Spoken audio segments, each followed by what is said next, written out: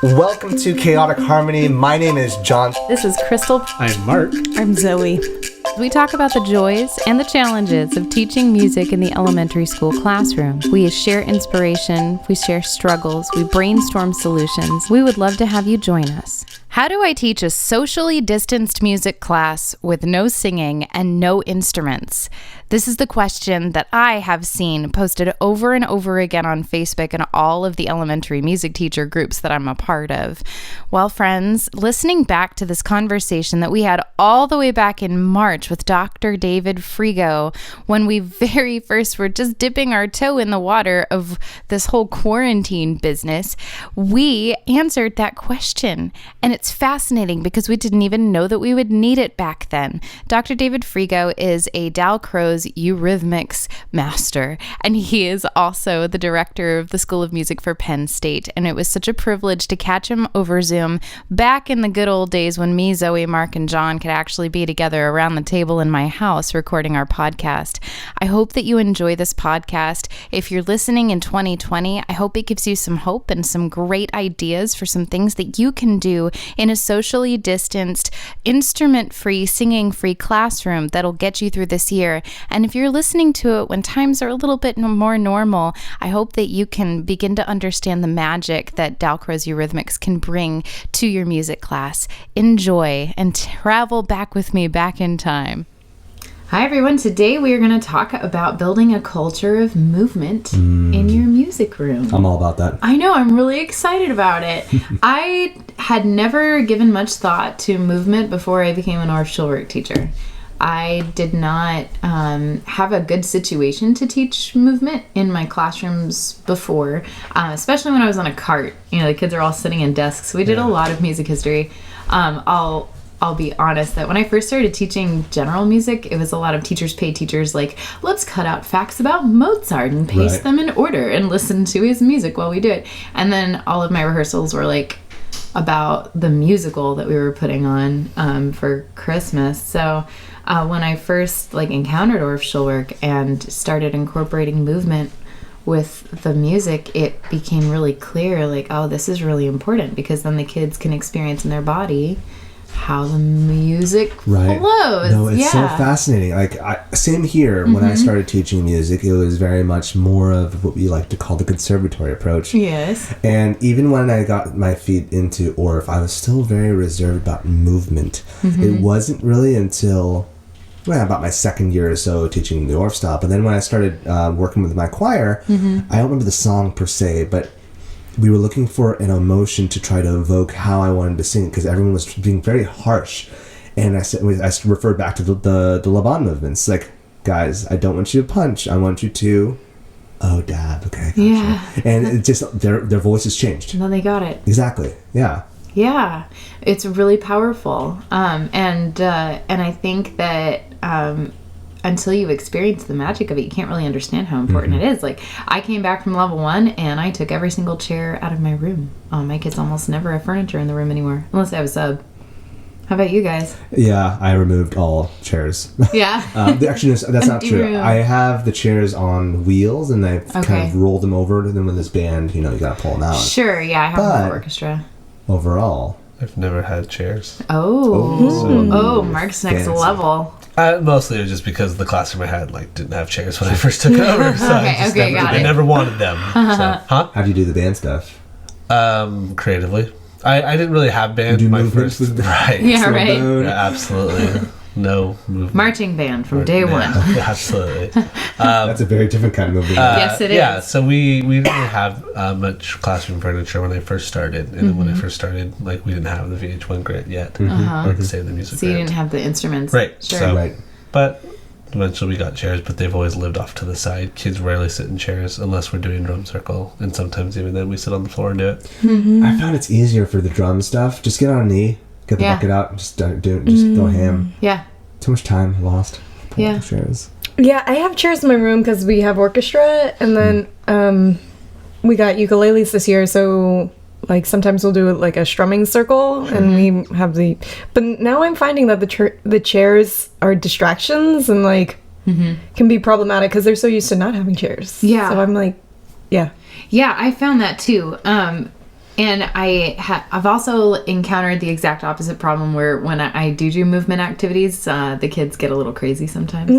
They'll think, like, they're so used to sitting down in chairs in the classroom or running around like crazy people outside that finding some sort of, like, you know, happy medium between the two, it's really hard. They just, yeah, I know we talked about, like, have your kids blow up a space bubble around themselves, and then we'll do this movement activity, and if you pop somebody else's bubble, you're out. There's always those two knuckleheads who, like, immediately pop their bubbles or intentionally pop like six people's bubbles. Yeah. Come on, Jason. Right. Oh, I have a Jason too. I just pulled a name out. Oh, okay. I have my other names reserved. Right. I know. Oh, man. But it is fascinating. The more you really have to instill the parameters, because chairs give parameters. You're sitting there, you cannot move. Your If they do move, we can hear it. But like with movement, the whole classroom is their seat. And I remember one time moving into the NPR just for one day because there was an issue going on. So we moved into the multi-purpose room. There's a lot of space, and so there were a couple. We're gonna run. Exactly. Yep. So Mrs. Pridmore's theory of child development, point number 1, if there is a space of 10 feet or further for a child to move, the child will cover that distance by running. Rule 1.0 for Crystal Pridmore. Yeah, but large spaces, circle games, you can actually run. This is true. That's so, like true. Charlie Over the Ocean, I had a group there were 2 classes of first graders just because logistics didn't work out this one particular day. So it was a nice day outside, so we went out to the playground, out to the area where, like, kids don't play, and I sat them all down, and we played Charlie Over the Ocean for a little bit, and then we did a movement partner activity. It was a mirror activity, and so we were out there on the grass, and the kids were mirroring, and they were doing all that stuff, and they did it really well. Nice. And so I had just gotten a new speaker. It was the Ultimate Ears, one of their speakers, and it's fairly loud. So I took it out. When the music starts, like, you do a movement and you mirror your partner, and so then the kids started traveling and doing all that other stuff. And so when you look at it, it just looks like, what is happening right now?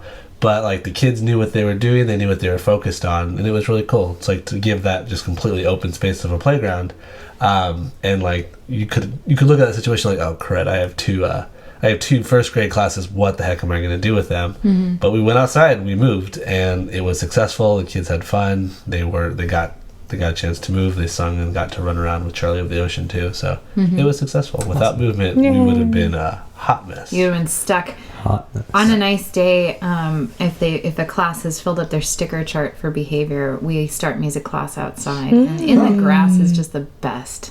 Like singing in a circle, and then we love Bluebird. You know that one? Bluebird, Bluebird through my window. And then we link hands and hold them high, and then somebody gets to, like, run in and out of the windows. It's really fun. Do you happen to have their shoes off? Not outside. Yeah. No, that's a little too dangerous. Understandable. Yeah, and I have to be careful with shoes off because the little kids absolutely love it. The big kids feel very vulnerable if they're asked to take their shoes off in my classroom. They're just so self-conscious, and I think it's just. I think part of it is, like, the traumas, based thing. Like anything that they feel they don't have control over. I have to be just very aware of that. So sure. I read the room. Like if somebody's feeling like or the grass. Yeah, we keep shoes on outside. You just never know what's in the grass. But if anybody's uncomfortable with shoes off, I don't make them do it. Yeah, I don't know. Do you guys do shoes off? No. I was just curious. I don't want to smell 30 feet. The thing is about the grass. I understand there's the big, the X factor. But yeah. It'd be so fun. Be hobbits, When we first came back from winter break with first and second grade, we did some dancing with shoes off, and the little kids loved it. It was really cute. Like, they took off their shoes and we put them in a row, and it's like, oh, it looks like a lot of you guys got new shoes for Christmas, and so we talked about that. And it was crazy sock day, so we got to see everybody's socks. So I don't know. You just got to use your judgment on that one. But I love dancing with shoes off because you can just be connected to the ground. It's kind of a mindfulness thing. It really brings your mind to the present when you can feel every movement you're making. Feeling the earth and also where your body pressures are. It's a very different feeling. I love it. It is. I keep dancing shoes in my classroom. I grew up dancing, like doing ballet and lyrical and jazz and all that stuff. So I have my dance shoes that I keep in the classroom, and I think that that's helpful too for the kids to see me change my shoes, so that they say, oh, I'm getting ready for dancing, and I don't know. It all goes into that culture. You know, we're going to come back to a lot of this discussion, but we do have a guest that I'm going to get on Zoom. Dr. David Frego from Penn State has very generously agreed to help us have this discussion. So I'm going to pull him up and hear what he has to say. Dr. Frego, thank you so much for joining us. Happy to do this today. I'm looking forward to speaking with you. We're thrilled to have you. We just had a little discussion before we called you about how we have been trying to shift the culture in our classrooms, because a lot of our kids had never had music class before we started our programs. And we loved what you had to say when you came to San Diego and gave your workshop about creating a culture of movement. Mm-hmm. And it was so helpful. So first of all, we'd love to hear about who you are and what you do, and then your further thoughts about that. Sure. Well, first off, I'm David Frego. I'm the director of the School of Music at Penn State University, and I fell into administration because I was probably one of those people who turned his paperwork in soon, and so they probably, look at that as a positive thing.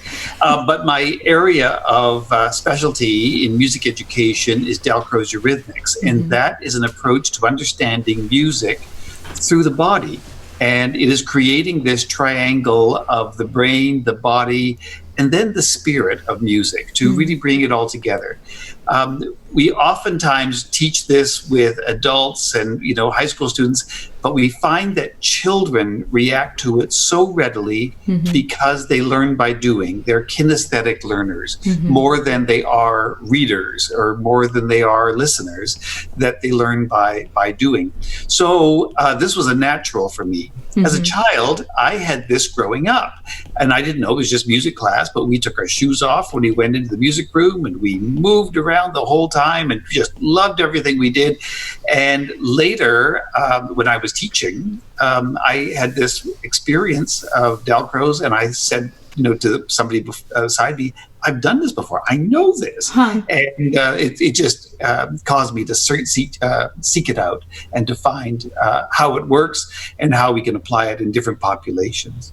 Wow, that's wonderful. I know for me it was really affirming when I took ORF and got a little bit into Dalcroze to see that the way that I learned and experienced music was actually research-based and valid, because I was not particularly good at the theory or writing things down, but I could feel and I could move and I made up songs. Right. And so that's what I love, is just empowering every single child in my classroom to be creators through movement. On top of that, also, if I may, something that you said about the whole triangle aspect. When we did ORF movement, I really enjoyed it, but when you came in, the mind aspect, because I just am very oriented by both movement and also of the cognition. And so what you had to share was like, oh my gosh, I'm learning so much and I love it. Yeah. Right. It's interesting how all of a sudden the mind kicks in these activities, and there's a sense of, oh, I have to really think here in order to make that work. And then when people come out of that experience, there's a sense of joy. Yeah. And that's where the spirit comes in, that there's a sense of they were focused so completely that they come out and feel joyful about it. And when I'm working with children and we do this, they come out of the experience and all of a sudden they all start clapping. And they're not clapping because, they appreciate it. They're clapping because they're joyful. Yeah. So we've been working on getting our kids comfortable with taking off their shoes and coming into music class and dancing. And so I'd love to hear what you have to say about that. I think that children don't move enough in general right now, and dancing is kind of one of those lost things.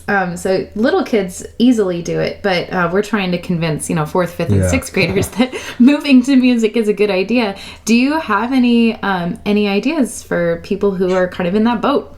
Sure. The first thing is, you're right. If you have them from a young age, when they get into grades 4 and 5, they just expect that that's what happens in music class. Right. And so they get to it. And if you have a child transfer in, they quickly figure out that, dude, this is what you're supposed to do. And they jump on board with it. Starting it at the later age has some other challenges. But first off, when I finished my elementary teaching in Toronto, they were coming up with rules that students could not take off their shoes in case there was a fire drill and a whole bunch of movements.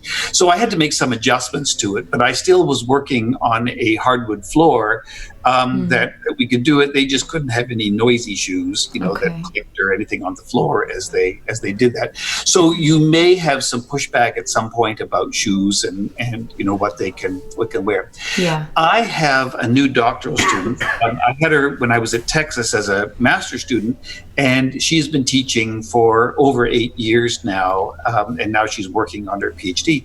But she found that making a culture of movement also went hand in hand with teaching children to be kind. Mm-hmm. And I thought this was a real eye-opener for me because I just expected it, but she is always taught in the inner city schools, and there was a sense of competitiveness and aggressiveness that she found that she had to spend the first, I would say even a couple of months, of course it depends on the class because they could all be different, on how to move and how to be kind. And if you bump into somebody, how you quickly say, I'm sorry, and move on. So she created this culture of movement through a culture of kindness. And so I really like this thought of combining the two. So I'm going to take you back to the early grades when I'm first working with young children, let's say kindergarten, and they see a big space. They just want to run screaming into the space, arms out wide, and this is what they get.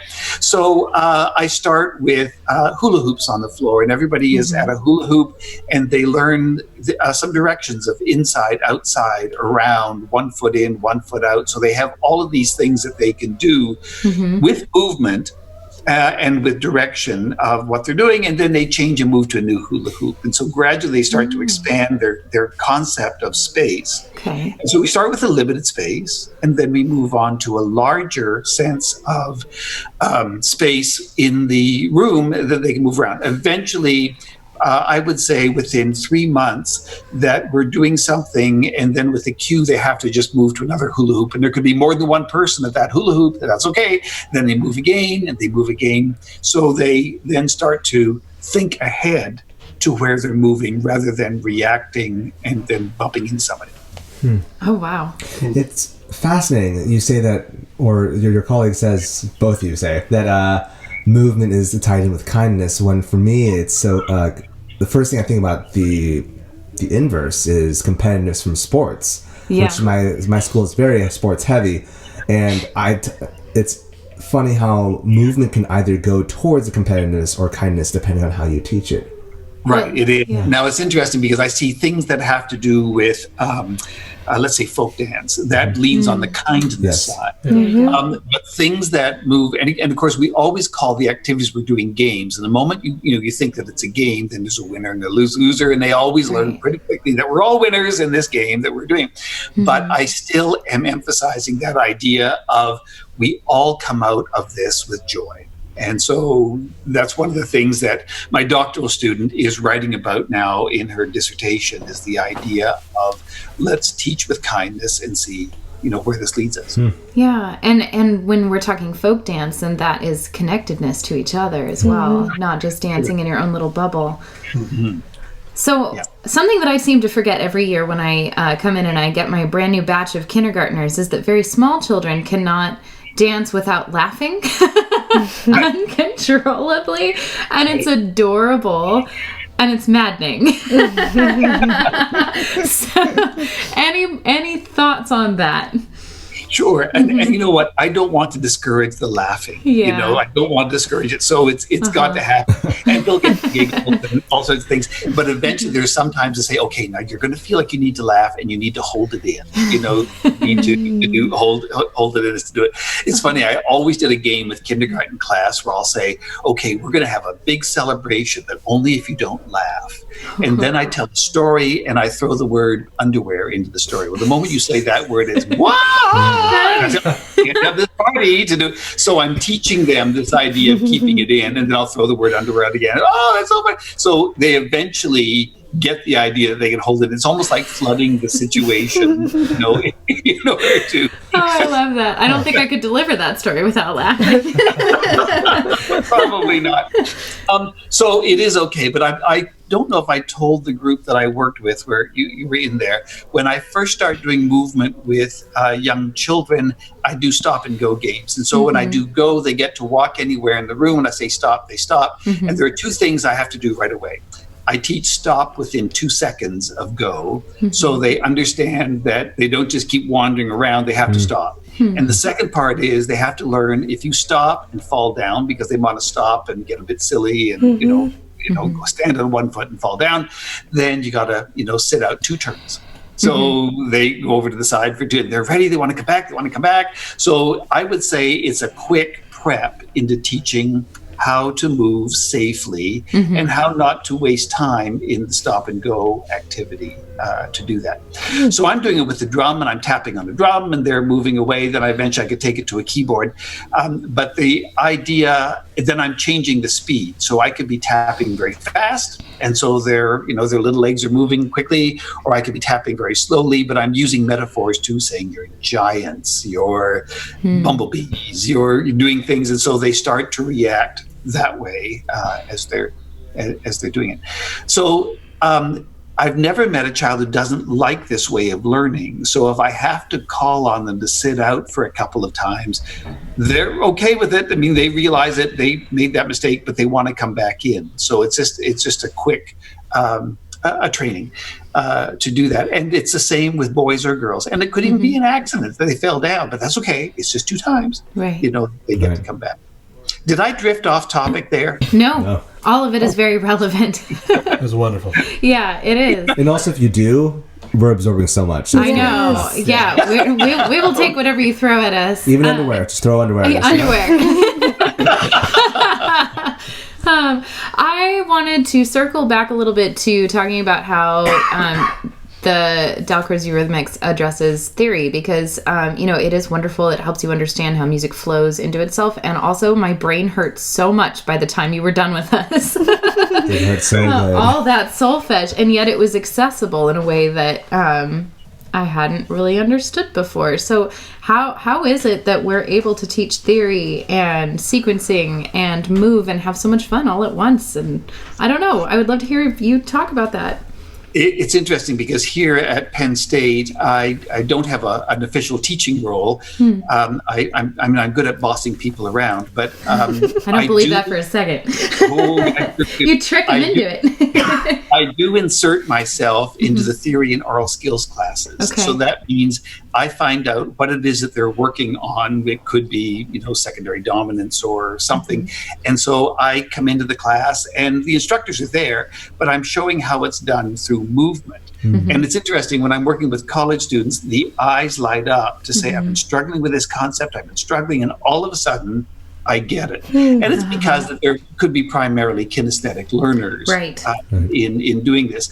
So a good example, and I don't know if I did this, or maybe Marlon might have done this, where I'm playing a 1 chord and people are walking forward. I play a 5/7 chord, they're walking backwards.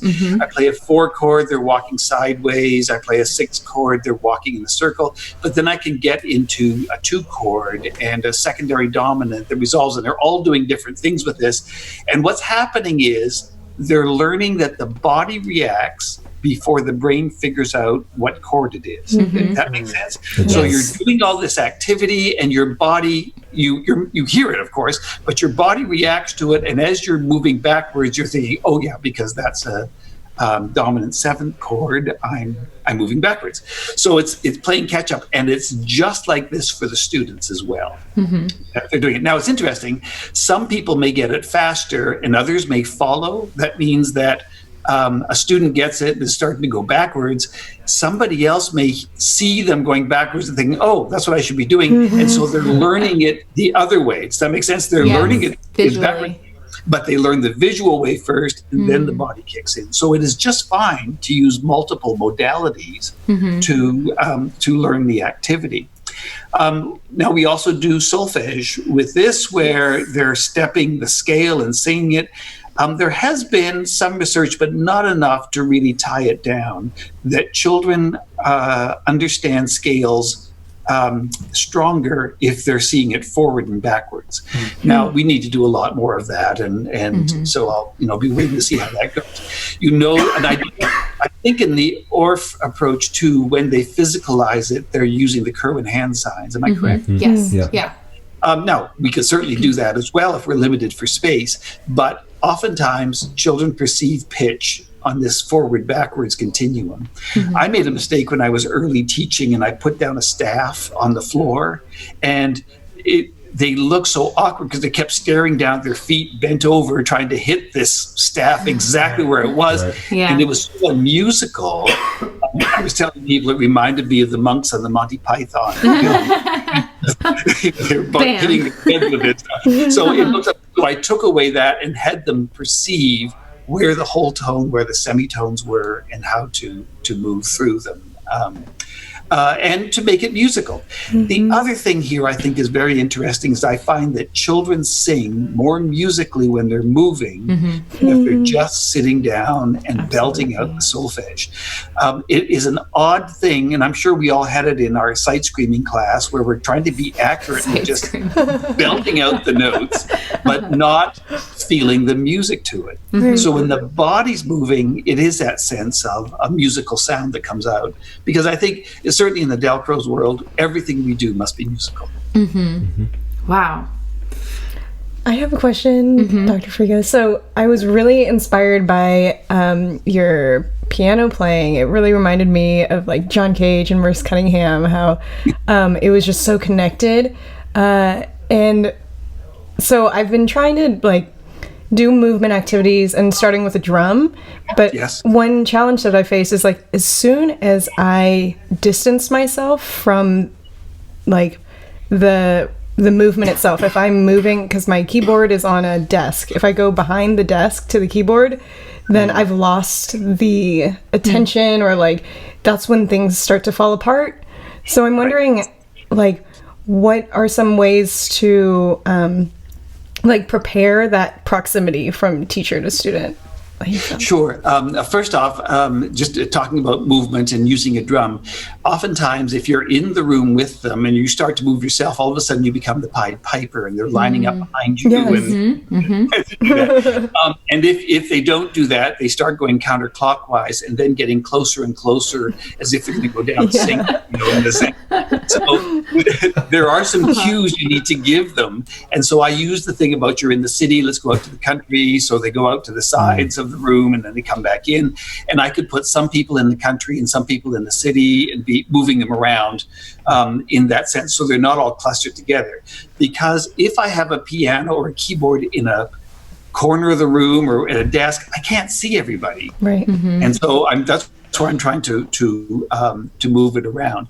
There are times when I've had a keyboard and I'm able to put it closer to the center of the room, so I get people moving and all around, as we do that. But it works with very variable success on that.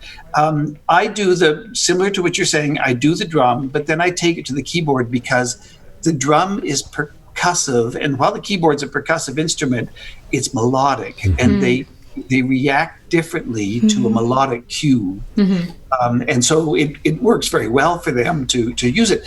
Now, I try to think of keeping it short at the beginning, because if it's longer, you start to lose them, and you extend it, as the length as you're working, and you keep changing it because they could get complacent in what they're doing, and all of a sudden I'm changing the mood or changing, something in there.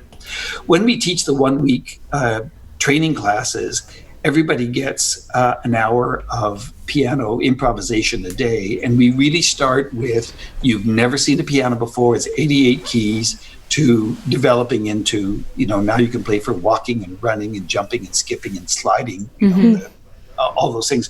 So we do give cues and little tricks on how to do this, and it works particularly well for non-pianists. You know that. Great. Did I answer the question? I think I started to go a little bit away from you. You gave us some good pointers about building them up towards it. There is one more thing that I'm hoping that you can touch on for us. All of us work in relatively high trauma schools down close to the U.S.-Mexico border, and work with inner city populations. And I'm wondering if you can talk just a little bit about the importance of what we do as music teachers, and especially with movement, to kind of heal that trauma. Yeah. Now, I only taught in inner city schools when I was in Toronto, but they were multicultural. It was a very different environment than I would consider an inner city school to be in San Antonio or in San Diego, a border city. Yeah. So, however, I came into this field as a therapist, and so there are a number of ways that we start to work with people to, I don't want to say to heal, but to acknowledge where they are. So in many times during a Dalcroze class, we're not talking, they're just following the music. So I'm saying the piano's talking, or the drum is talking, and they need to follow what's happening in the drum. So it's a bit of a safer thing, particularly with multiple languages, that they're not feeling that they don't understand because of a language barrier. They're just getting the idea that they understand what the music is telling them to do. So that's a beginning point that I like to make, is that you start to talk less and have your music come out more. And eventually when you get to recorded music, having the recorded music talk for you as well. I was going to lead into a second part of that, Crystal. So oftentimes in Eurhythmics, and I think we did this when we were in California, is that you may work with pairs or quartets or, larger groups. And when you're working with a smaller group, you have a responsibility.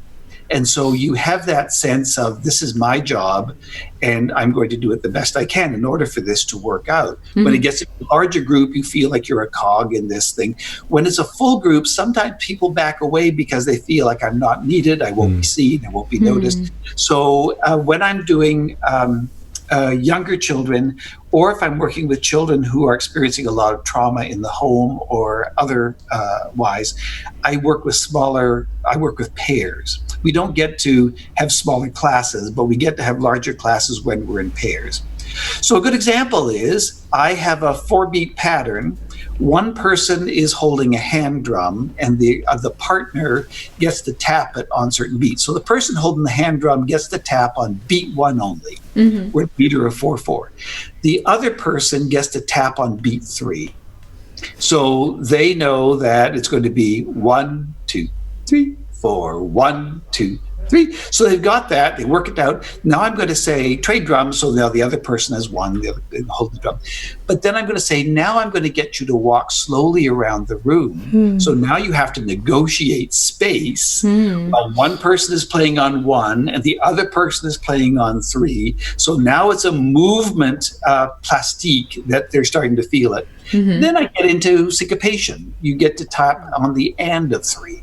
So we're thinking of 1, 2, 3, 4, 1, 2, 3, 4. So they start to then, to work it. But what's happening is they're interacting with their partner to make it work.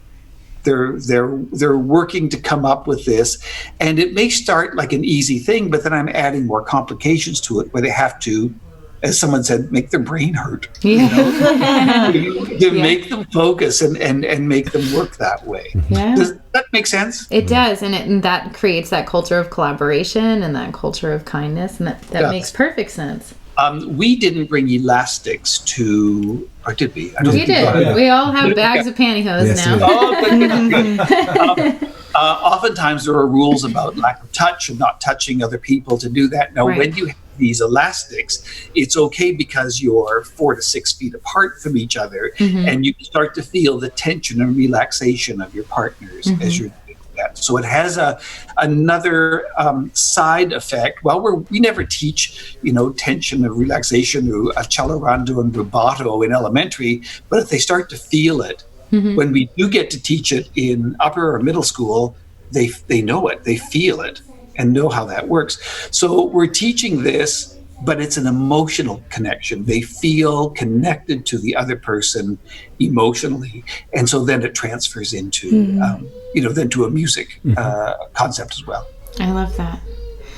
Well, David, if somebody is listening to this and they don't know much about Dalcroze Eurhythmics, but they are interested, where can they learn more? I always want them to go to our website for the American Eurhythmic Society, and it's one word, AmericanEurhythmics.org. Okay. And I don't want to do a shameful plug, but I just happen to do it. It is a great book, Meaningful Movement. Meaningful Movement, that's co-written with Marla Butsky. Here we have a couple of hundred activities to do, and it also comes with 35 videos that you can look at adults and children experiencing this. But it has warm-up activities, it has solfege activities, movement activities, some activities for the teachers to develop their chops in improvisation.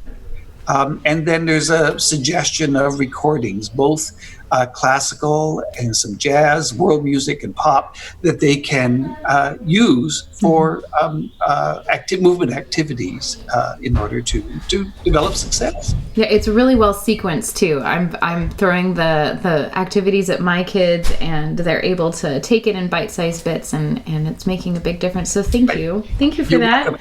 And it can be very short lessons. I mean, Yes. I think 10 minutes is plenty Yes. in activity. Really, you don't want to change your curriculum. You want to enhance your curriculum. Yeah. So just Yes. 10 minutes of a concept that you're already working on that I Right. think would be really helpful for them. Yes.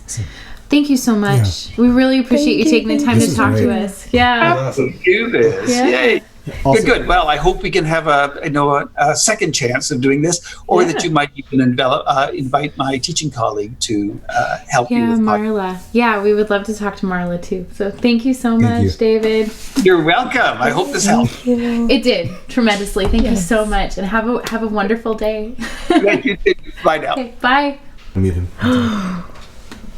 Yay. That was so special. That was great. Wasn't that? Isn't he just delightful? He's amazing. How I wonder how we can incorporate this book into the general classroom Ooh, Mark. for more arts integration type stuff. I think that it would be really easy to do it, It because sounds like it. all of the activities really are bite size. He's saying 10 minutes, and it's true. I've begun every class with a 10-minute activity from his book for the last quarter, because that's when I got it. Yeah. And it's really good stuff, and I've been doing it during our arts integration on Fridays, because the teachers push into my classroom, and it's been neat to see how they understand the focus activities. Yeah.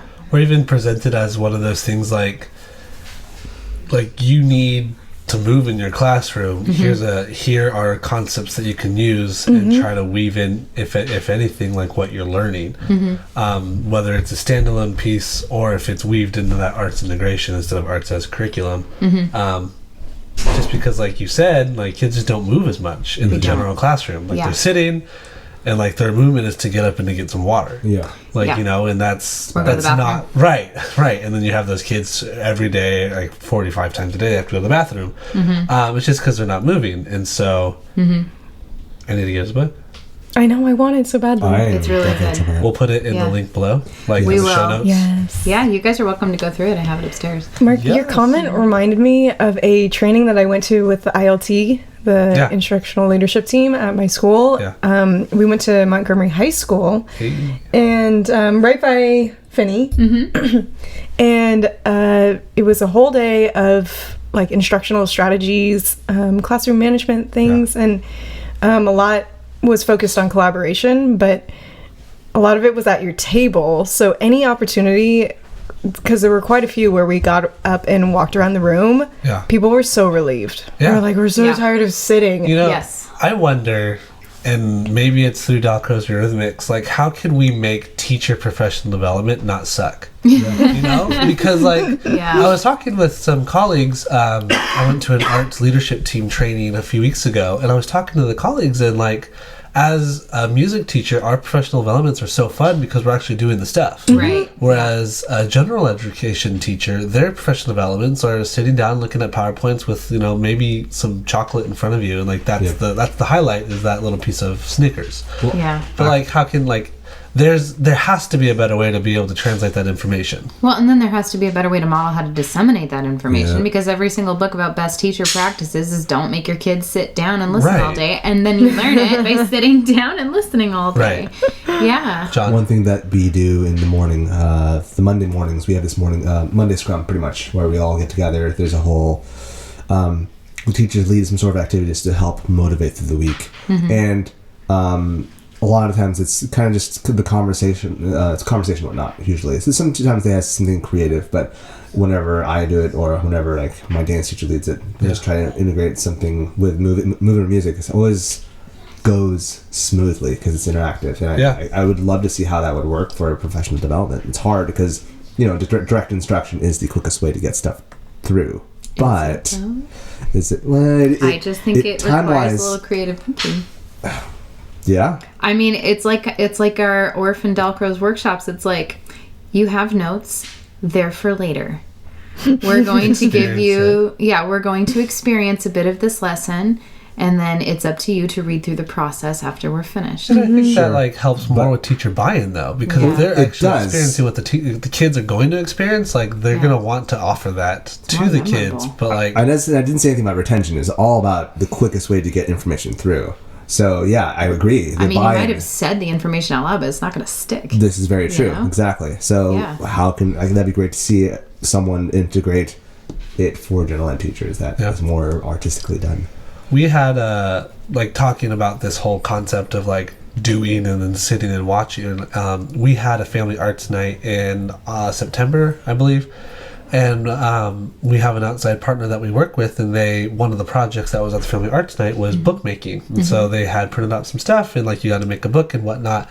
And a few of our teachers went to this family arts night and they took the bookmaking from that and have integrated it into their classrooms. Wow. And so they've made these really cool books. And one of our first grade teachers, she was talking about it and she was so excited and how they're going to do this and this do that. But that's because they got to do it and experience it. It wasn't because we sat down and talked to them like, all right, this is what like you could do. And then that was it. Like they did it. They were hands on. And that like Dr. Frego said, like kinesthetics, like we're all, I believe, at some degree a kinesthetic learner. Totally. I don't know. It's like that Orff quote. Some people attribute it to Benjamin Franklin. That I heard, like, "Tell me, I forget." You know that one. And then "Involve me, I understand" is the last bit of it. We gotta learn by doing. Yeah. Show me, I. Show me, I remember. Okay, so tell me I forget, show me I remember, involve me I understand. Yeah. And dance with me, I get down. But then, like, that leads to the conversation. Like, what is the point of education? Is it to retain facts, or is it to understand? Because like to understand something is your ability to like reproduce it on a deeper level. That's where I go. Actually, the purpose of education is to create, and that's even more difficult. But right. Well, especially on a large national scale. Yeah.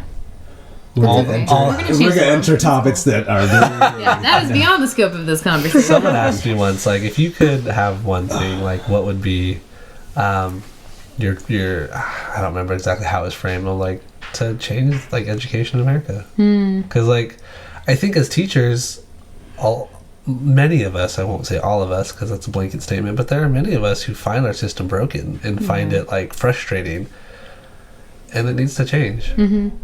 Not exactly sure to what, but I have ideas and have things like, maybe this could work. You can at Mr. Keehmer. Yeah, absolutely. Seriously. Or email us at creativeharmonyclassroom@gmail. Tell us your opinion. We're happy to talk. Totally. Oh, yeah. Thrilled. Please tell us. Thrilled to talk. I do want to say, if you found what Dr. Frego had to say interesting, there is nothing like learning from him in the room. We had the privilege of learning from him here in San Diego. He came and hosted a workshop for our Orff chapter. Yes.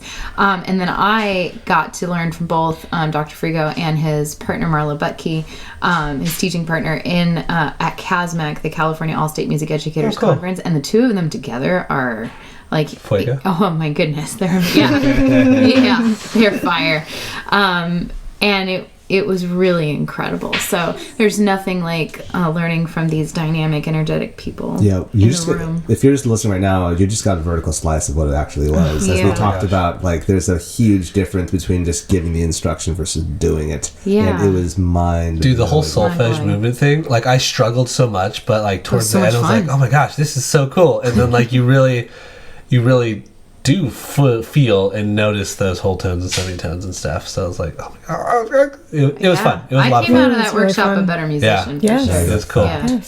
Yeah. Yeah, I'm going to get that book. Well, if you guys are listening to this and you are interested, we would love to hear from you. We hope that what we've had to say is valuable. Yeah. To the segue turn. Yeah.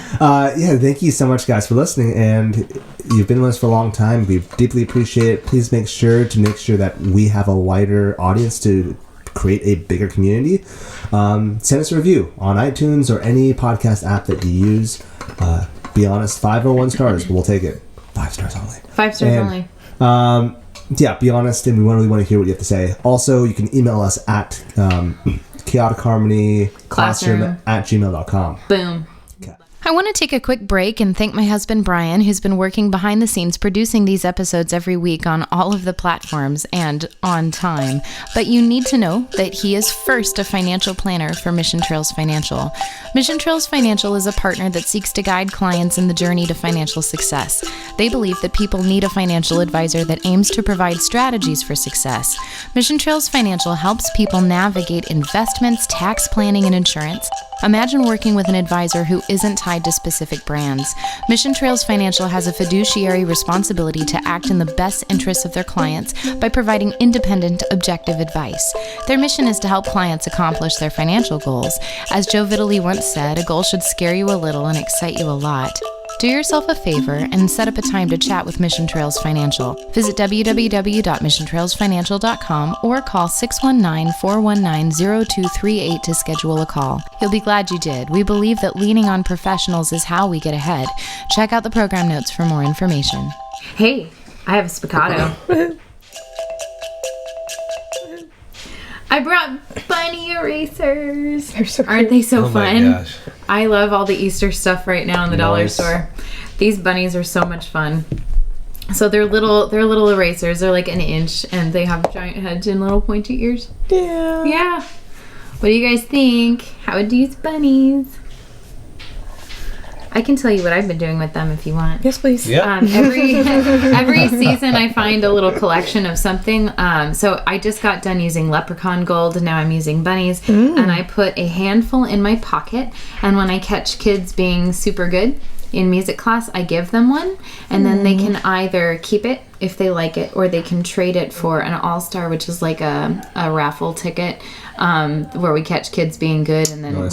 we call like 8 names in the morning to go to Yeah. the principal's office and get a prize. So yeah, so that's what I've been doing, a little behavior Done that through my head as incentive. well. The little kids usually keep the leprechaun gold or the Valentine's hearts or the bunnies. The big Booty. kids usually go for the all-stars. Sure. Yeah. What would you do? I was reminded of a musician who I've been following recently named Ellen Moon Park. And she has a album out called, and I mentioned it in another episode, but it's called Rabbit Days and Dumplings. Oh yeah, you mentioned them Yes. before. And I was, it's all children's music from East Asia, Tibet, Japan, China, Korea. And I finally tried out one of her songs. Yeah. And it was so much fun. That's cool. Awesome. Yeah. Rabbit Days and Dumplings. Dumplings. Cute. Yep. I love dumplings. I do too. They're I'm down to try I this. know. I'm now hungry. I think we'd miss an opportunity if we didn't do a movement activity with this. Of course. So I'm thinking if we, just to completely steal Dr. Frego's soulfish thing, like if you have the bunnies as a visual representation of students trying to get to, me and so. And so like they need to travel like a bunny, and so bunnies are graceful and they're not aggressive in their hop, especially if you're in a portable classroom. Just so you don't landing. right, and so that's kind of just that thought of like being intentional with your movement. And so if you're just jumping like a giant and but if you hop like a bunny, bunnies are light on their feet, they're quick, and so we're gonna move back and forth between these two particular pitches or a set of pitches quickly. Yeah, that's what I got. Cute. I think taking your idea, we have all the kids get into the middle of the classroom of a portable, and they land heels first. Oh gosh. And we do it. And make all the instruments fall off the until- shelves. And see how They many, fall to Oh my goodness. how many hops does it take to get to the center of the classroom? Seriously. I did like your idea though. You kind of stole it the hell because I teach in a portable, and like I have gone teaching classes where we have to make sure we land on the balls of our feet. Yeah. And we bend our knees, and kids don't move enough nowadays, and so there's the day after, like the teacher came to me and was like, "What did you do with the kids?" Like, Are they all jumping? they jumped. Oh, okay. Their legs were hurting today as well. Oh my goodness. Like, Oh, that's so sad. well, like, it's really quad workout, and like if you're doing running, you don't really work your quads too much. Yeah. So. Also, your calves, if you're landing on the balls of your feet, you're like Yeah. engaging. Balls, then also you're bending. Yeah, but if you have them like that representation of a bunny, like bunnies aren't aggressive and bunnies aren't heavy. Also, just working on the idea of then balance as well. Yeah. Then we can get into the dice game. They're not aggressive unless you've been reading Bunnicula. What? Ooh. Bunnicula. Oh, you didn't read this book? Nope. I know what you're talking It's about a bunny vampire. It's a series. Oh. It's a series, and the kids are really into it. Bunnicula. Okay, now I got Like now they're into it. Like it's relevant. It was now. popular when I was in the 3rd grade. Well, I don't know. I'm surprised at how relevant our bunnies were to our movement episode, so I'm really glad. Yay. And we have a round of the week. Round of the week. So excited. The Doot round, yes? Scat song. It's Doug song. No. We do not have the rights to perform the Doug song. No. Okay. So we are calling this the Scat song, and we learned it in our level 2. Do do do do do do do do do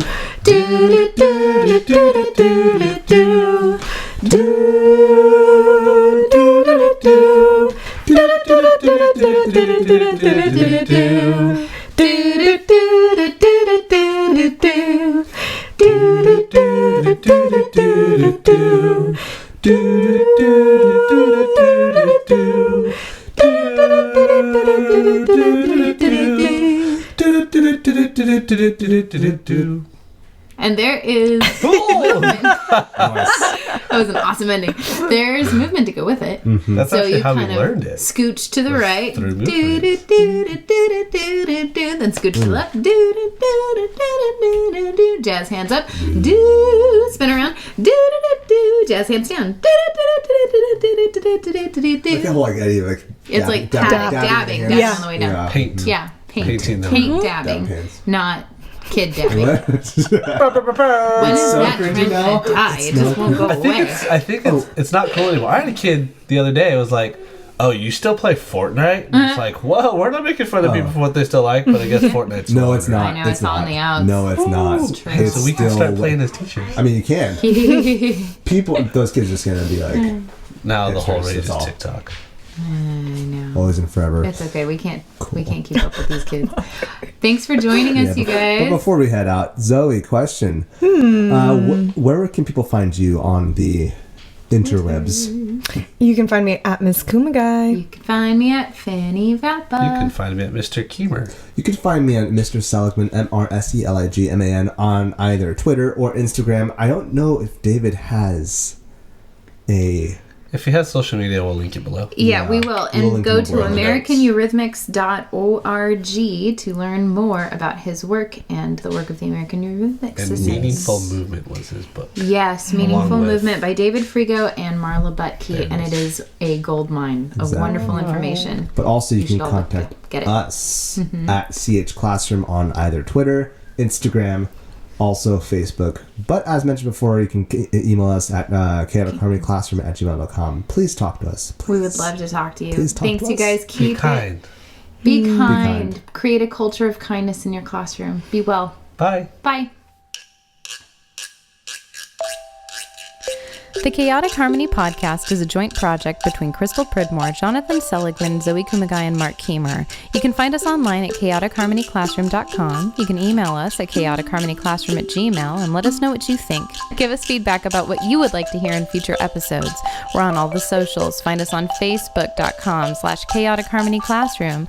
You can find us on Twitter at CH Classroom, Instagram at Chaotic Harmony Classroom, and you can even find our episodes on YouTube. Chaotic Harmony is the name of our channel. Special thanks to Bryan Pridmore for his help with production and equipment.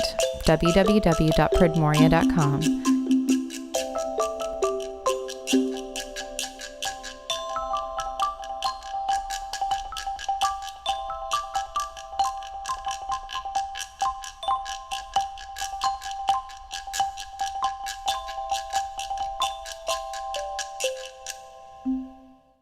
Your knees also. Hey, Bob. Yeah.